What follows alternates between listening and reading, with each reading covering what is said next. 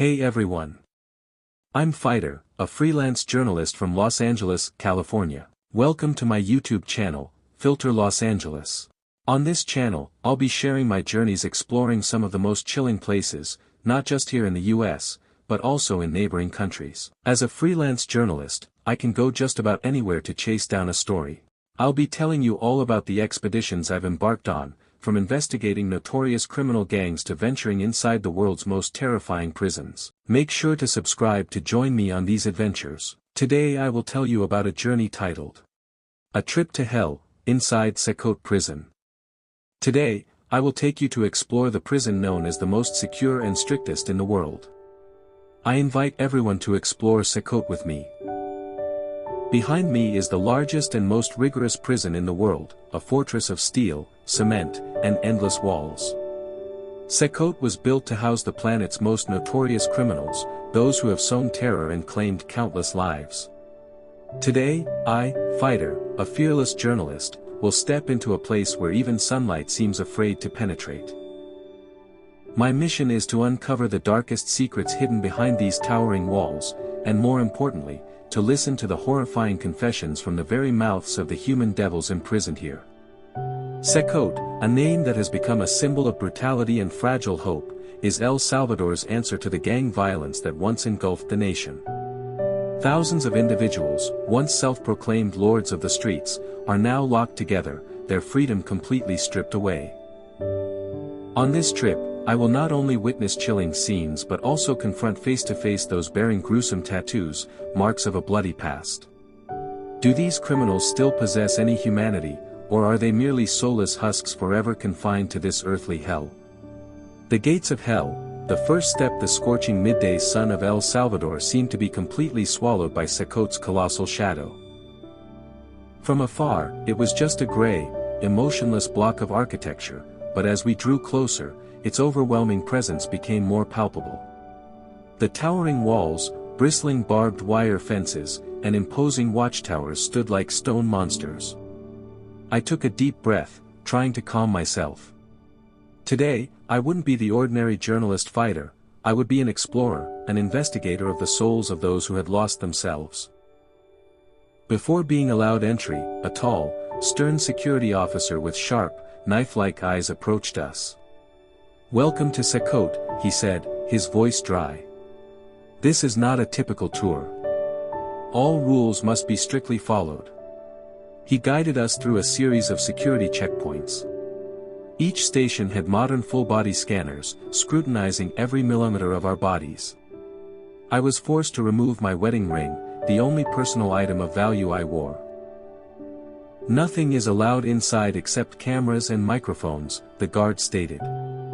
I felt as if I were gradually being stripped of my humanity, preparing to enter a world where the concept of individuality was erased.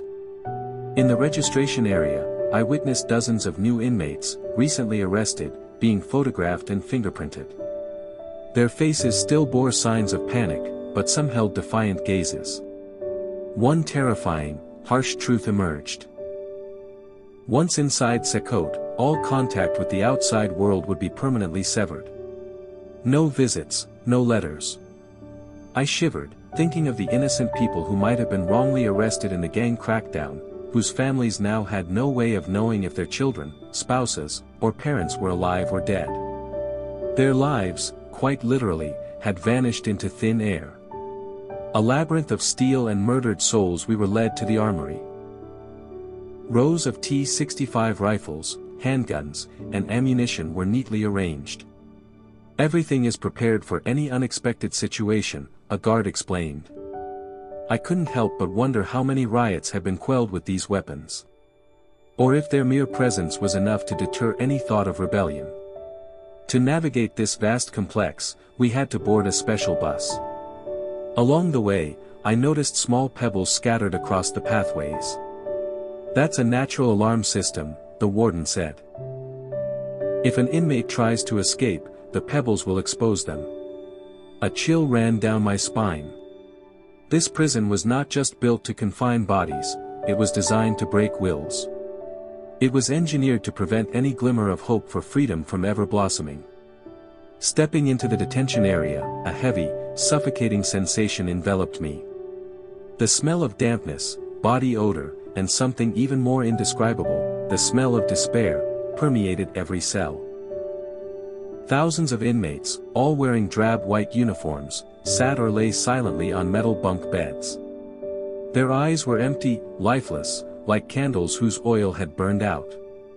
They looked like soulless husks confined in a large box. Most are under 30, the warden said.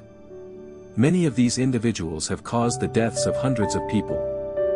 I looked at the young faces, seemingly just beginning their lives, yet already burdened by countless crimes. Here, all concepts of age, past, and future became meaningless. Only the brutal present remained. I approached a cell. Approximately 80 inmates were crammed into a space of only about 40 square meters. Each person had only about 0.5 square meters of personal space. There were no windows, no natural light. Everything was dark and cramped. They never go outside, never see sunlight, the warden explained. This is where they will die. The depths of humiliation. Life in hell. The sanitation area in the cell was horrifying. 2 toilets for nearly 100 inmates, with no partitions, no privacy. The same place they used for waste was also where they bathed, drawing water from a single bucket. I felt disgusted, not only by the lack of hygiene but also by the humiliation these individuals endured daily. The diet was no better. 3 meals a day, always beans, rice, pasta, and an unknown sugary drink. No meat, no vegetables, the warden confirmed. The menu never changes. I imagined how nutritional deficiencies would erode their bodies and minds over time. Most astonishing was the cohabitation of rival gangs in the same cell. MS-13 and Barrio 18, 2 groups once sworn enemies on the streets, were now forced to live together.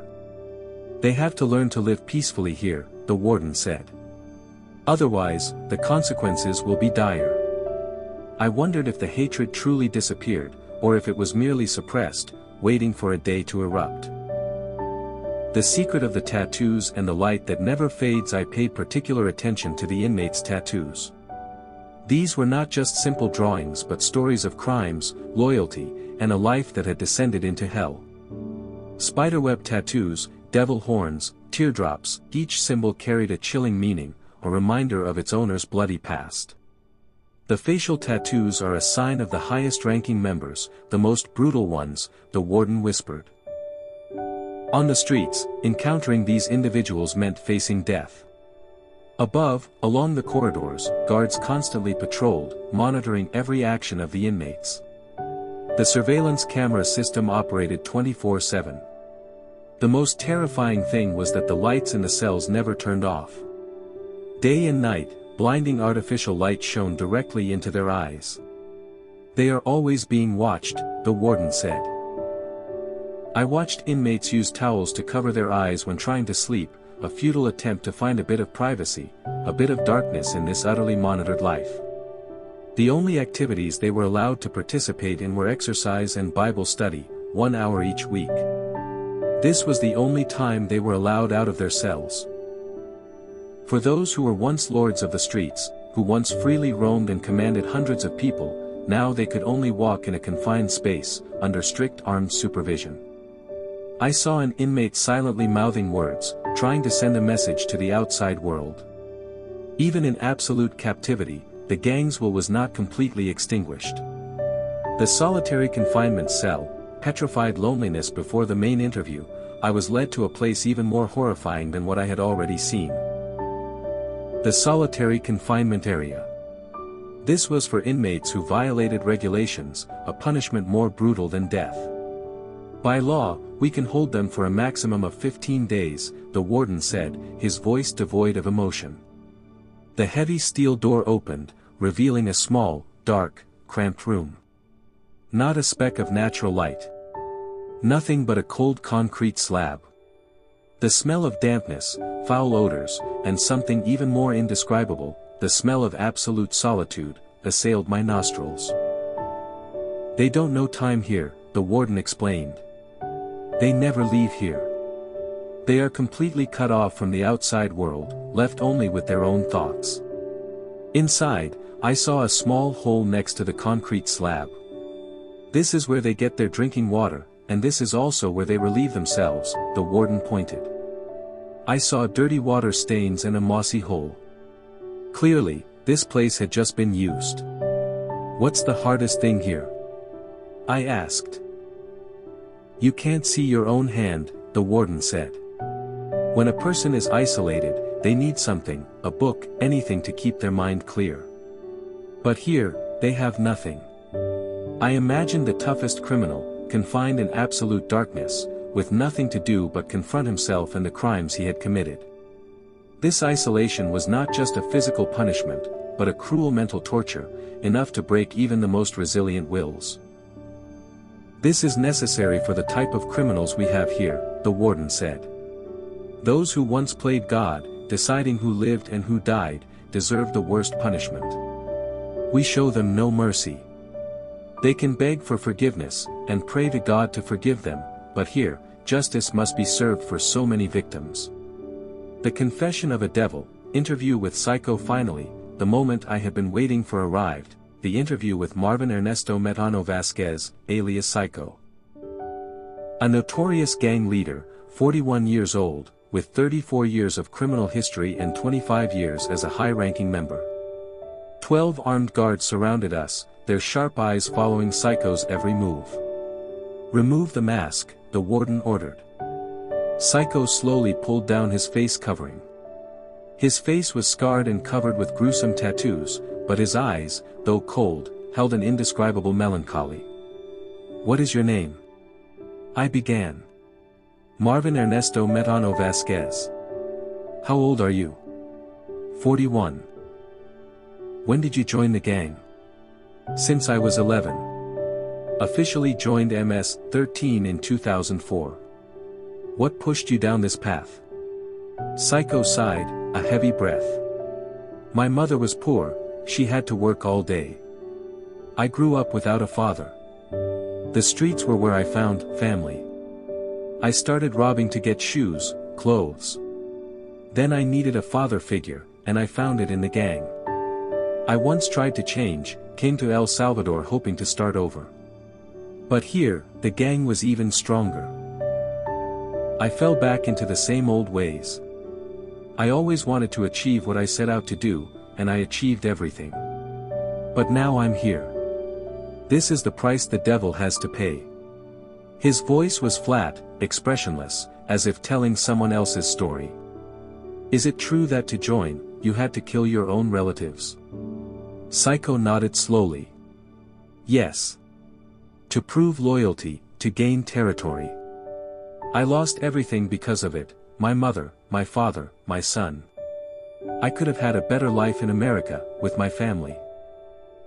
But we chose the wrong path. I just want to tell young people, go to school, listen to your parents.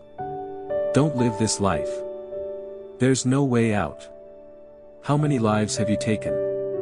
In prison, maybe over 50. Sometimes you have to do it. How did you become so cold-blooded? Over time. I can't answer that question. I looked into his eyes, trying to find a hint of remorse, a shred of humanity. But I only saw an empty abyss. How do you feel about never seeing your family again? A tear rolled down Psycho's sun-darkened cheek. I feel very bad. The last time I saw my son, he was 5. Now he's 21. I want to see him, want to tell him, don't follow in your father's footsteps. Sometimes, I lie in bed and cry. I think a lot about what I've done. What motivates you to survive here? One day, I want to change my life, find God and ask for forgiveness. I've done many wrong things. 10 minutes ended. The interview concluded, but Psycho's words haunted me. He was a serial killer, a living devil, but deep down, there was still a hint of regret, a longing for forgiveness. Is there a way out for imprisoned souls? Finally, we saw the sunlight. Stepping out of CECOT, I felt as if I had escaped a nightmare. CECOT is not a prison, it is a tomb for living souls. For those who have sown terror among the people of El Salvador, this is their permanent home. The government of El Salvador has sent a clear message. Crime will no longer be tolerated, and the punishment will be severe. The crime rate in El Salvador has significantly decreased, from one of the most dangerous countries in the world to one of the safest. Peace has returned to the neighborhoods. However, I still couldn't stop thinking about the innocent people who might have been wrongfully imprisoned. Is this true justice, or just a form of chaos control? Are we witnessing a long-term solution or just a temporary one? The answer remains, lingering in the heavy air of CECOT Prison, where fragile hope still struggles to survive. A message from imprisoned souls. As the steel gates of CECOT closed behind me, I still heard Psycho's words echoing, mingled with the whispers from the dark cells. Although they are criminals, confined in the depths of despair, they still want to send a final message to the outside world, a warning from the abyss. Look at us, rotting within these walls. We once thought we were kings, lords of the streets. We once lived in power, in the fear of others. We robbed, we killed, we sowed irreparable pain. And now, this is the price. We have no future. No sunlight. No family. Only four cold walls, the soulless faces of our kind, and regret gnawing at us every day. Every night, when we try to snatch sleep under the never-ending blinding lights, we see the faces of our victims again, hear the cries of lost loved ones. Youth is priceless, and freedom is even more precious. Don't let the sweet temptations of gangs, money, or illusory power push you down this dark path. This path has no escape. It only leads to destruction. Love your family. Listen to your parents. Go to school, study hard. Do good things, no matter how small. Never think you can defy the law, can escape justice. Because, sooner or later, you will have to face the price of your crimes. Life out there, though sometimes difficult, is still a gift.